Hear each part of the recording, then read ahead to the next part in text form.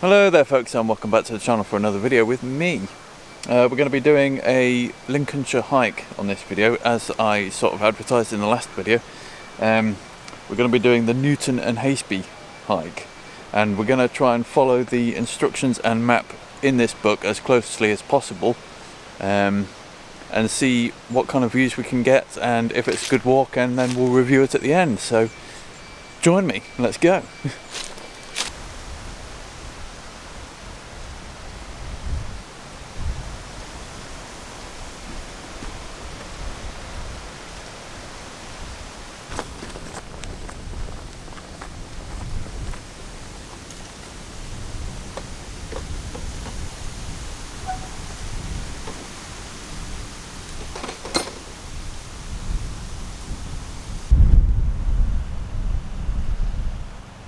So the path has taken us into our first field.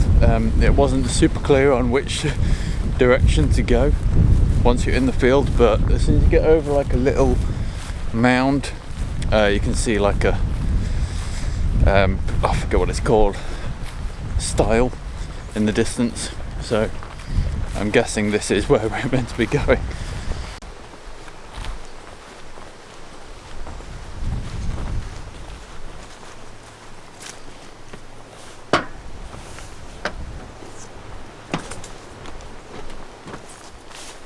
Well, it's a tad overgrown.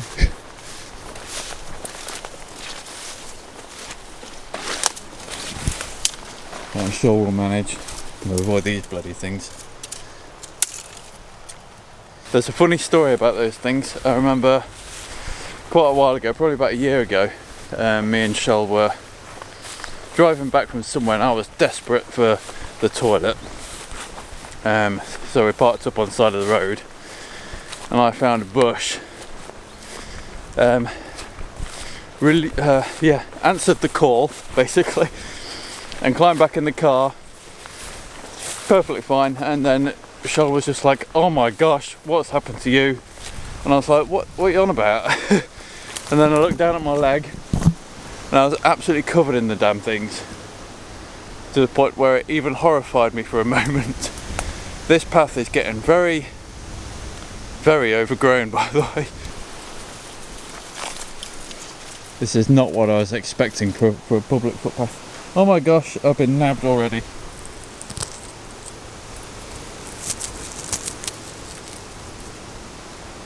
I'm almost wondering what's the point in removing them, because I know I'm going to get had again. Well, it's turning out to be an adventure at least, and we like that. Oh no, there's some more coming up. Oh, I can get around though. Beautiful. Yeah, someone needs to come down here with a strimmer. Oh my gosh.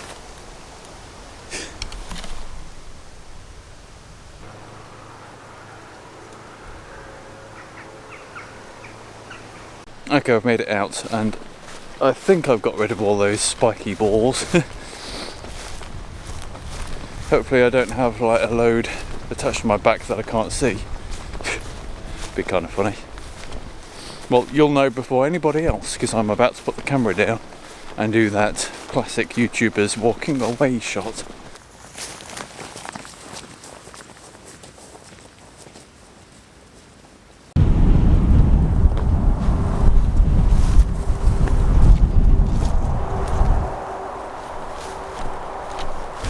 And while I'm thinking about it, later on in the video I'll go over my plans, what I plan to do basically for future videos, and yeah, hopefully you'll get a little bit of excitement from that.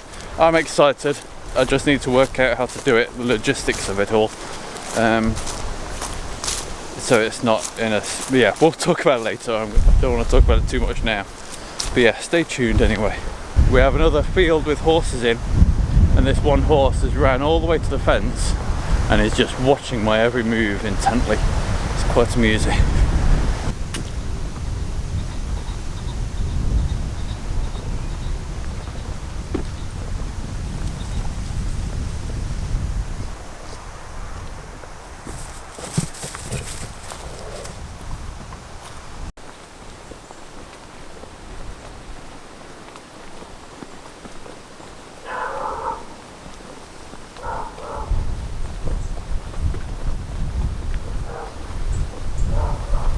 Very nice village. Some very nice houses, so I would not grumble living here. Apart from the lack of shops. So we've reached where it says the public footpath is. This is the problem with country paths. It doesn't look like a path. But they're saying that this is it. We're going to consult the map again just to make sure, but yeah, this looks like it. So yeah, we'll press on. Okay, I was wrong. The map says Green Lane, so this is Green Lane. We follow the road for a bit. We do not go up there. It's a good job I checked the map then. I was getting a little bit worried for a moment. Saw this gate and thought, oh my gosh. But then, of course, there is always a way around.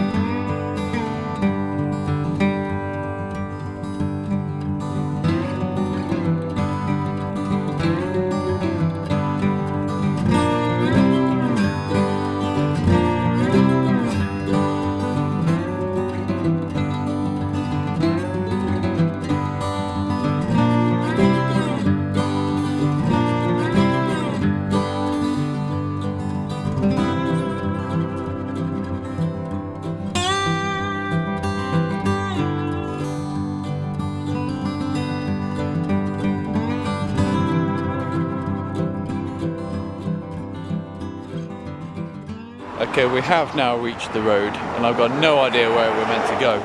We're obviously meant to cross it, but I can't see the path or the road that I'm meant to go and join. So I'm going to have to get a closer look. Probably when there's a break in the traffic, because I don't want to suddenly poke my head out when there's a car approaching and shit them up and shit me up and... Let's just take a closer look.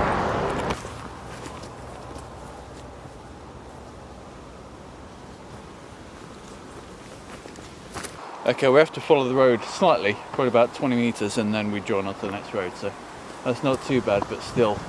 This is a 60-mile-an-hour road.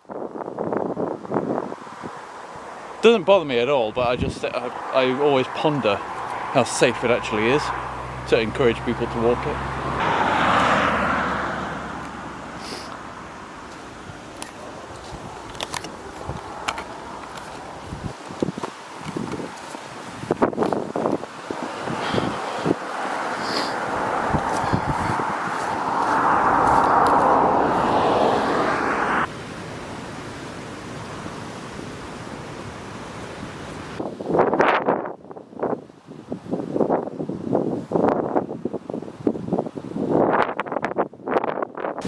Right, this is one reason why I don't like electric cars. So I'm walking down here, minding my own business, and suddenly I hear tyres on the road, approaching quite quickly, I might add, from behind.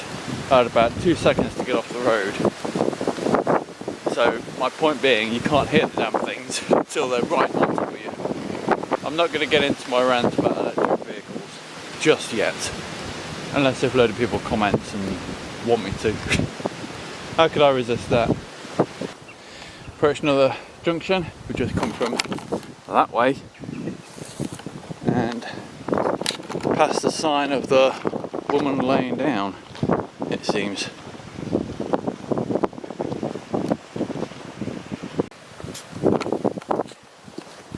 Do you remember years ago when you would not be able to find any of these conkers? I've also been nearly killed about 3 times by them. Today, I mean, from them falling, like literally like about a foot away from me. Thud. Blast from the past. So, I'm a little bit confused. Sorry, the wind is crazy. According to the map, we're on the road that we're on, which I'm adamant is the correct road, goes straight on and then we turn right following the road, as in the road turns to the right, and then we cross a field through some woods. This road has not had a right hand turn. It turns left 90 degrees and then follows it for quite some distance. So I'm a little bit confused. Either the map's completely wrong or we've taken the wrong road, which I also doubt. So I'm going to consult the other map. So BRB. Okay, so update. We are on the right path. It's just I thought we were like where that arrow is, or that corner there. We're not. We're not there at all. We are actually there. I don't understand that road though, and why the other road wasn't showing up here. That's what's throwing me off. So that's the first strike on this map, is it's just not very clear. Like I say, when we were at that junction, I thought that was the junction, but apparently it's not. We're at that junction now. I say we're at the junction. I can't actually see that because the only thing I can see is the public footpath, which is right here. But anyway, I've checked the other map and it is fine. We follow this road for quite a bit. We don't follow this public footpath or restricted byway or whatever. I do wonder where that goes though. But anyway, yes, we follow this road for quite a bit. We're on the right track. Panic over. So this is the point where we finally get to leave the road again onto the public footpath. And again, we're straight over the field. And I think I might be able to see the finish line, kind of, which is the pub over there. I could be wrong, but it looks like that could be it. Yeah, so we'll just cross this field and then I will fulfill my promise of filling you in on the plan going forward on the channel. We've got a few ideas.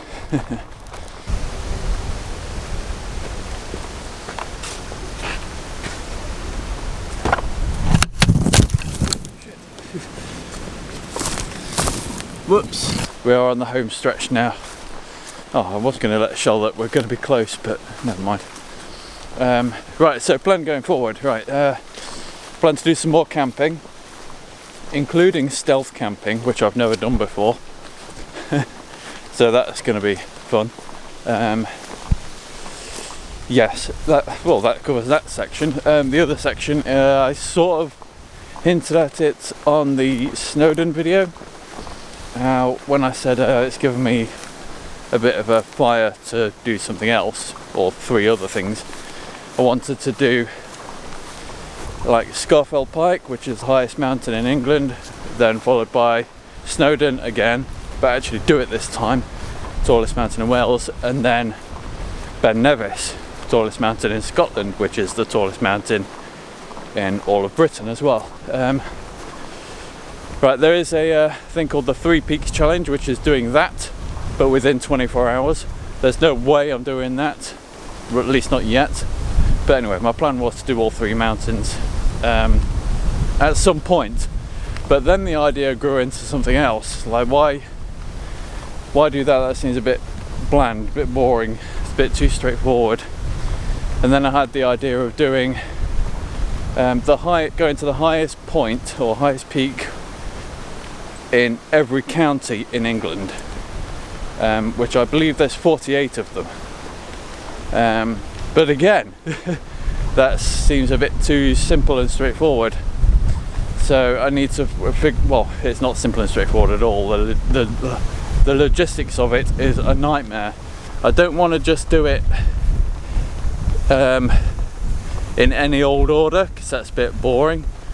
I don't want to do it in order of, well, I kind of do want to do it in order of height, like start off in City of London and then work my way up to Scafell Pike.